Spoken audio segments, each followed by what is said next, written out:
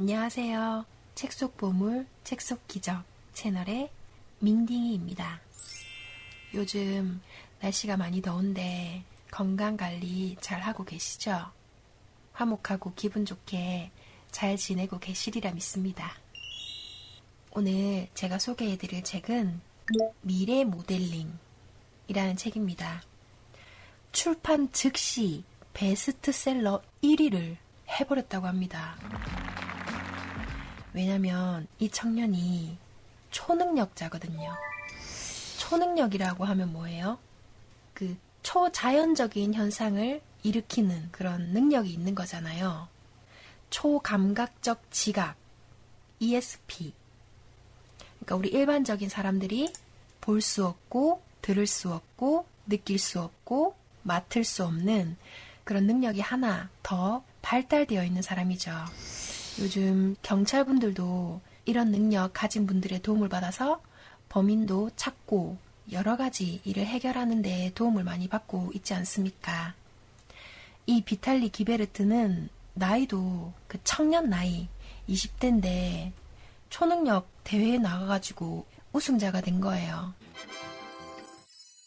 이런 사람이 책을 냈으니 얼마나 센세이션을 일으켰겠어요.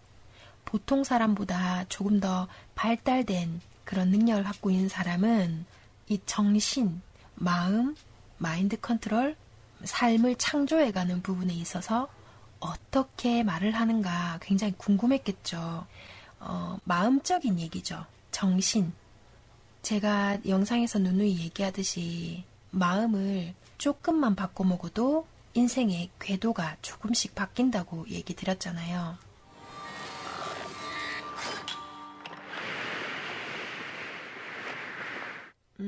지은이 비탈리 기베르트는 자신을 특별한 사람으로 여기지 않는다. 단지 미래의 사건들을 조정하고 다른 사람들을 치유할 수 있을 만큼 자신의 의식을 조절할 능력을 갖췄을 뿐이라고 말한다.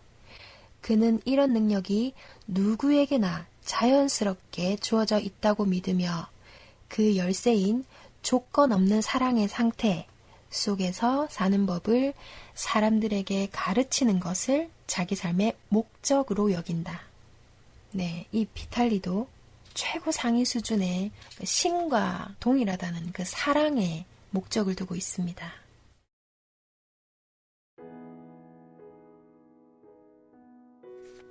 (5년) 전만 해도 나에게는 문제가 많았습니다. 그때에는 망설임 없이 다른 사람의 감정을 가지고 노는 교활한 사람으로 살았습니다. 특히 나를 사랑하는 사람들을 교묘히 이용했지요. 누군가가 나를 원한다는 것을 알자마자 나는 즉각 그에게 올라타고 그를 억누르곤 했습니다. 다른 사람들 앞에서 그를 학대하면 모두가 나를 터프가이로 볼 줄 알았습니다. 하지만 그게 아니었어요. 나를 사랑해준 여자에게 정신적 고통을 주었고 그리하여 헤어질 무렵에 그녀는 내게 말조차 붙이고 싶어 하지 않았습니다. 나는 그제야 깨달았습니다. 그녀가 나에게 얼마나 소중한 사람인지를, 그리고 두려움 탓에 내가 그녀를 사랑한다는 사실을 나 자신에게조차 숨겨왔다는 것을. 그녀는 떠났습니다. 그녀를 되돌리려는 내 모든 시도는 실패하고 말았지요. 나는 고통으로 울부짖고 미쳐갔습니다. 그동안 내가 삶을 얼마나 낭비해왔는지를 알게 되었지요. 내가 얼마나 쓸모없는 존재였는지를. 나 자신과 주변 사람에게 무슨 짓을 저질렀는지를 자각했습니다. 그녀가 나를 많이 사랑했음을, 나 또한 그녀를 정말 사랑했음을 뒤늦게 알았습니다. 그런 자각이 있고 나서 나는 그녀를 되찾게 되었지요. 나는 그녀에게 되돌아갔습니다. 나 자신을 정화하고 과거의 나를 거부했어요. 그런데 얼마 지나지 않아서 그녀가 나를 속이고 있음을 알게 되었습니다. 나는 감정이 복받쳐 올랐습니다. 나의 내면은 갈기갈기 찢겨나가는 듯 했습니다. 내가 그토록 사랑하는 여자가 나를 속이고 있다는 사실은 상상하기조차 싫은 일이었습니다.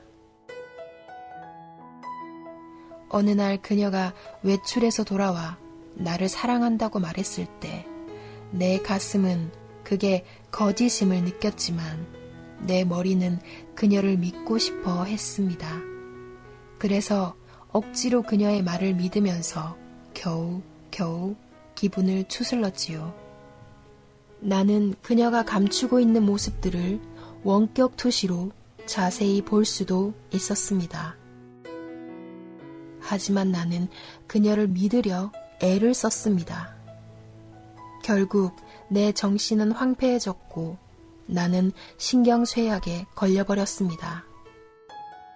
방 안의 가구들을 때려 부수고 고작 18의 나이에 자살을 떠올리기도 했습니다. 나는 나 자신을 막다른 골목으로 몰아갔습니다. 그러나 그 사건은 나를 더 갈데 없는 바닥으로 떨어뜨렸을 뿐 아니라 거기에서 다시 나를 끌어올려 주었습니다.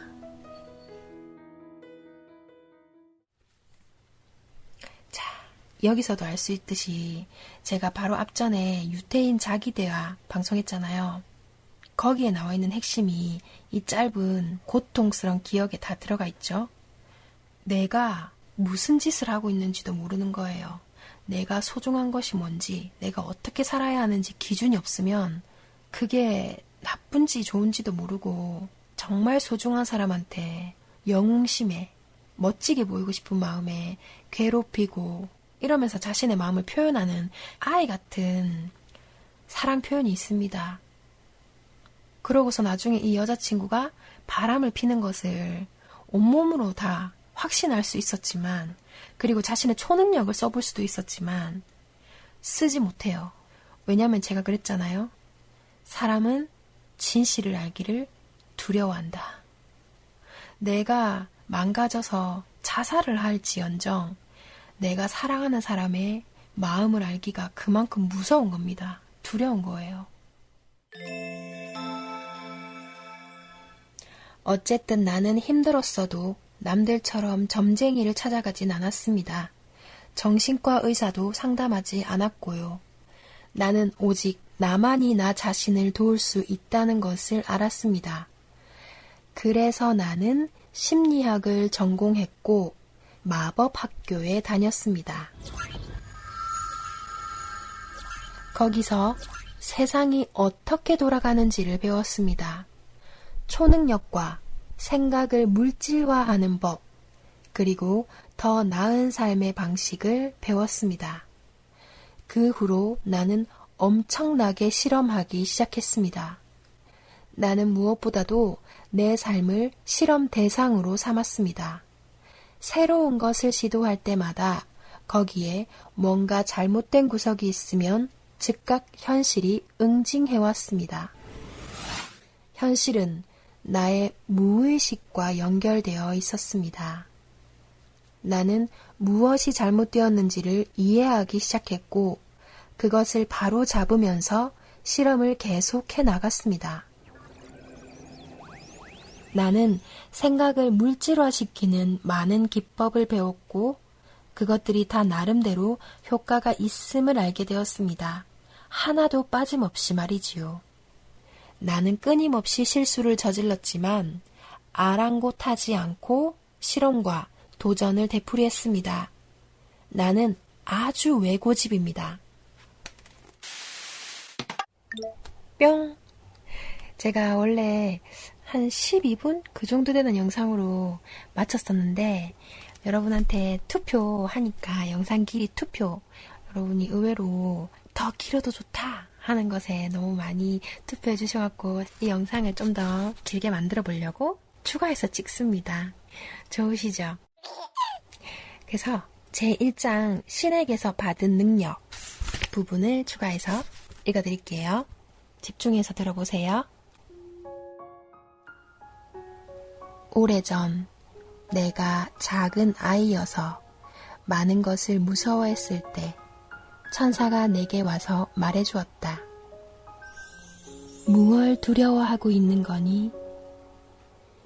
우리 삶의 매 순간은 신에게서 받은 것이란다. 신은 항상 너에게 관심이 있으시고 너를 사랑하신단다. 긴장을 풀고 그가 온갖 장애와 낙담으로부터 너를 건져내시도록 하렴. 그가 네 삶을 무지갯빛으로 다채롭게 꾸미시도록 허용하렴. 그러면 이 세상을 초월할 때가 왔을 때 너는 그를 찾아 어딘가를 헤맬 필요가 없다는 것을 알게 될 거야. 너는 심지어 그가 사는 어떤 특정한 장소로 갈 필요조차 없단다. 그는 항상 너랑 함께 해오셨거든. 그는 네 가슴에 사신단다. 그는 네 가슴에 사신단다.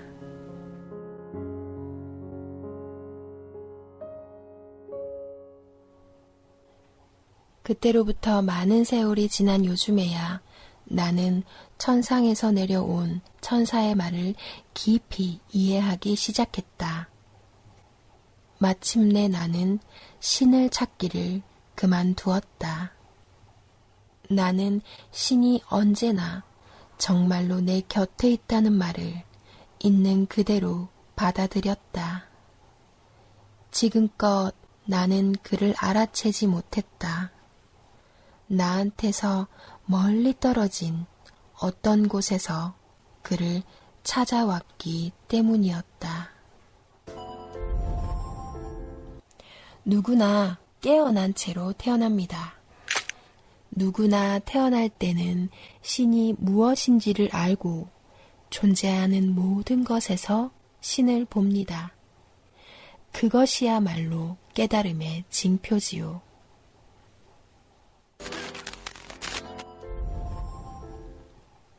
어린 시절에 자기보다 좀 큰 형아들이 개미집을 불태우더래요. 그래서 너무 가슴이 아팠다고 합니다. 어른들에게는 그건 단지 벌레들일 뿐인데 이 어린 소년한테는 그 개미들이 겪는 고통이 자신과 너무 연결되어 있다는 느낌을 받았다고 합니다. 그래서 그걸 보면서 세상의 잔혹함 앞에 흘렸던 눈물을 생생히 기억한다고 합니다. 여러분들도 이 상황만 달랐지 동심이 깨트려지던 그런 순간들이 있지요. 어릴 적 기억 속에. 그 상처는 여러분의 내부에 그대로 남아 있습니다.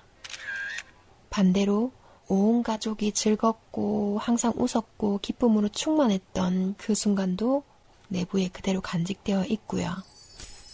우리가 어릴 때는 가족을 껴안고 진심으로 그들을 얼마나 사랑하는지 고백했습니다. 애기들 사랑해요, 사랑해요 촉촉 하면서 엄마 아빠한테 형제 자매 아기들끼리 서로 뽀뽀하고 안고 너무 잘 그러잖아요.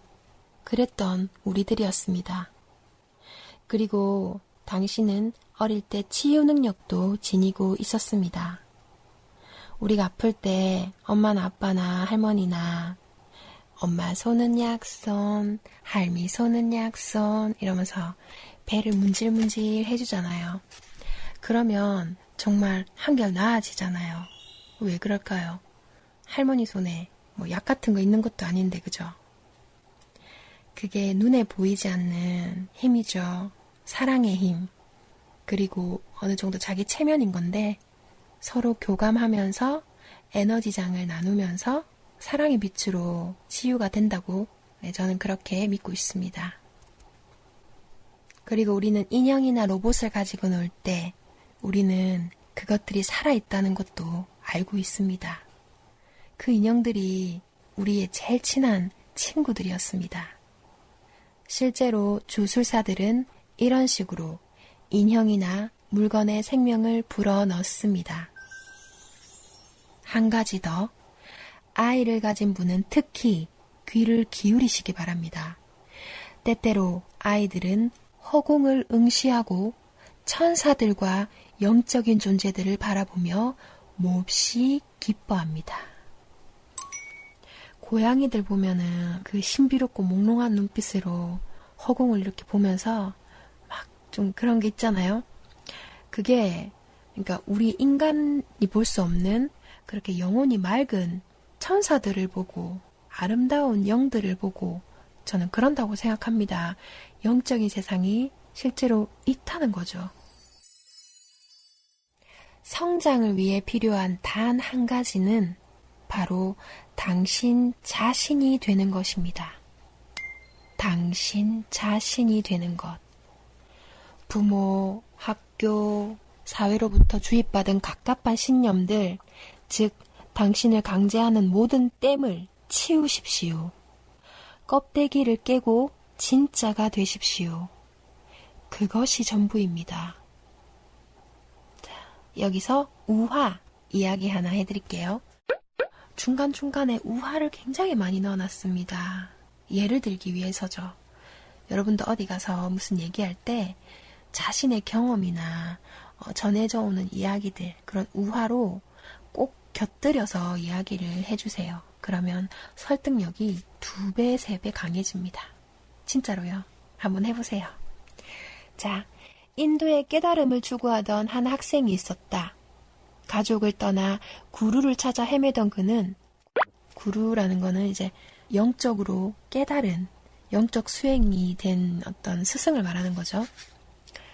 그런 구루를 찾아 헤매던 그는 한 구루를 찾아가서 어떻게 해야 깨달음에 도달할 수 있습니까? 라고 물어요.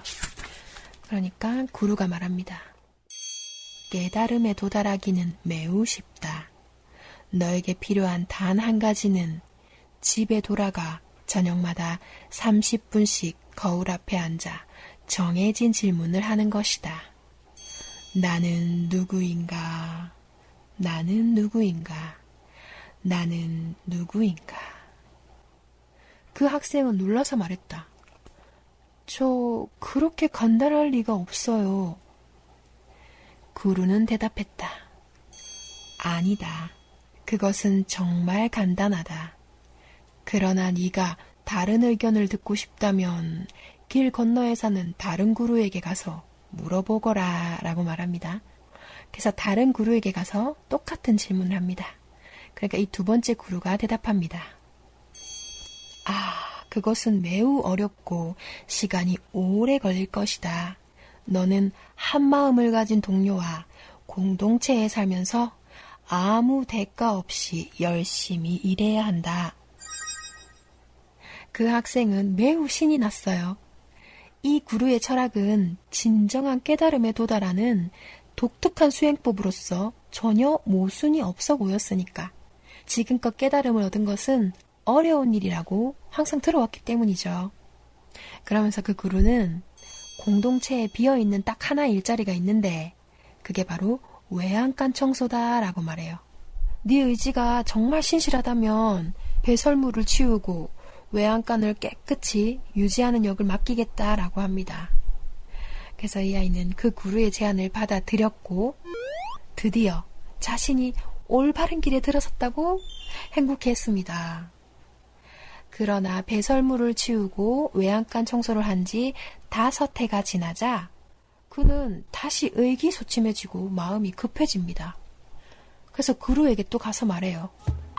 존경하는 스승님, 저는 5년간 공동체에서 가장 험한 일을 하며 성심성의껏 당신께 봉사했습니다. 하루도 빠지지 않고 일했고 절대 불평도 하지 않았습니다. 이제는 제가 깨달음에 도달할 때가 됐다고 생각하지 않으십니까? 이에 구루가 말했습니다. 그래. 이제 준비가 된 것 같구나. 이제 네가 해야 할 일은 집에 돌아가 저녁마다 30분씩 거울 앞에 앉아 정해진 질문을 하는 것이다. 나는 누구인가? 나는 누구인가? 나는 누구인가? 그는 놀라서 물었다. 죄송하오나 다시 한번 말씀해 주십시오. 그건 이 길 건너편에 사는 다른 구루에게서 5년 전에 들었던 말입니다. 이에 구루가 대답합니다.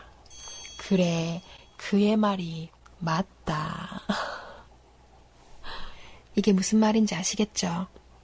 사람들은 뭔가 신적인 거, 깨달음, 이런 거는 아주 힘들고 고통스러운 수행을 거치고 난 후에야 얻을 수가 있는 거다라고 생각하기 때문에 내가 누구인지를 알게 되면 깨닫는다는 이 간단한 이치를 절대 받아들이지를 못한다는 거죠. 그렇지만 우리 신라이나 모든 영적 책에 보면 다 나와 있죠. 내 안에 신이 있고 내가 신의 일부, 즉 내가 신이다 라고 말하지 않습니까? 그래서 내가 누구인지를 아는 것이 깨달음의 전부라고 할 수가 있는 거죠. 모든 사람은 귀중한 다이아몬드와 같습니다. 그러나 시간이 좀 지나면 먼지에 뒤덮입니다. 당신은 이 놀라운 보석이 찬란한 빛을 다시 반짝이게 할 수 있습니다. 그것은 언제나 우리와 함께 있었습니다. 당신은 그것을 기억해내기만 하면 됩니다. 그러면 한없는 기쁨과 행복을 누릴 것이고 덤으로 치유 능력, 직관, 세상을 다 가진 듯한 느낌, 생각을 물질화하는 능력까지 갖게 될 것입니다. 영상 엄청 길어졌네요. 편집하면은 많이 줄어들긴 하겠지만 그래도 만족합니다.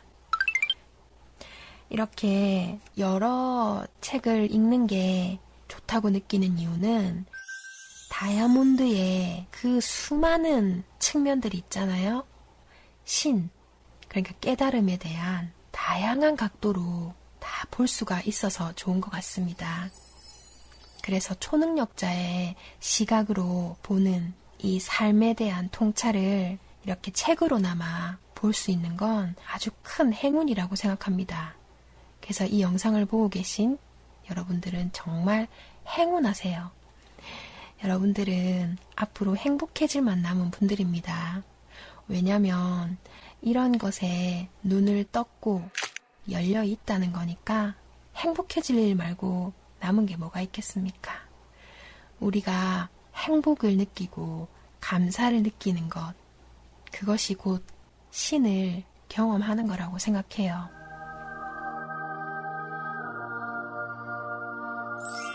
저 유튜브 커뮤니티에 가서 투표 한 번씩 해주세요. 여러분을 위한 시간을 더 연구하는 데 참고하겠습니다.